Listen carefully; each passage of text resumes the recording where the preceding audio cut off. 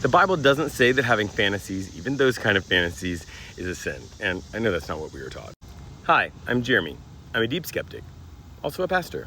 So there's this Bible verse in the Sermon on the Mount where Jesus says that if you've even looked at a woman lustfully, you've already committed adultery with her in your heart. It sounds pretty simple, but in the words of my seminary professor, a verse without a context is just a pretext for whatever you want it to say, and that's definitely the case here. So the first bit of context that we need is how sexuality and intimacy in relationships happened in the ancient Near Eastern world where Jesus was saying this.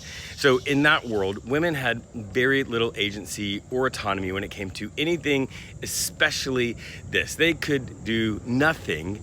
On the other hand, men had all of the agency, all the autonomy. They could think and do whatever they wanted. And generally, men would objectify women at a whole other level, take their agency from them, and do what they wanted with basic impunity. But in the broader context of this verse, Jesus is doing something even bigger.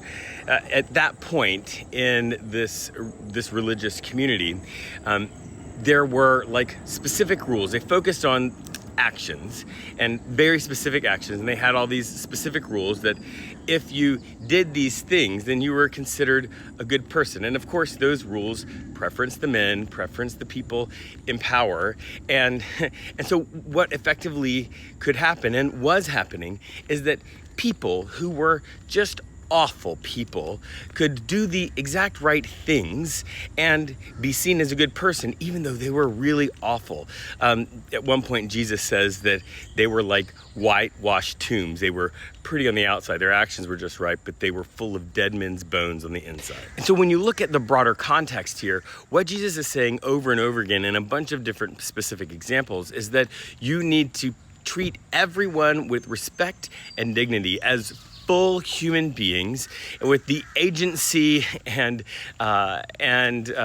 respect that a human being deserves. You should do to them what you would want them to do for you. Another part of the Sermon on the Mount. Rather than being about policing your thoughts, as some fundamentalist and evangelical people want to suggest, this larger context says that Jesus is actually pushing back against a culture that objectifies and diminishes women, and he's offering a perspective that wants a deeper transformation of how we see and treat each other in general. Which makes sense, because if you read the Bible, you actually know that there's an entire book that is just a beautiful erotic poem, the Song of Solomon. And if you want some PG-13, at the very least, content, you need to go no further than the Bible itself. So it's not about fantasy. It's not about what kind of book you might want to read or content that you might want to consume. It's not what you might think and imagine in your own mind. It's about what we are doing to people. Are we objectifying the people in our lives? And this is really important, a lot of times that objectification led to actual action where people's agency was taken from them in a very inappropriate, horrible, and even violent way.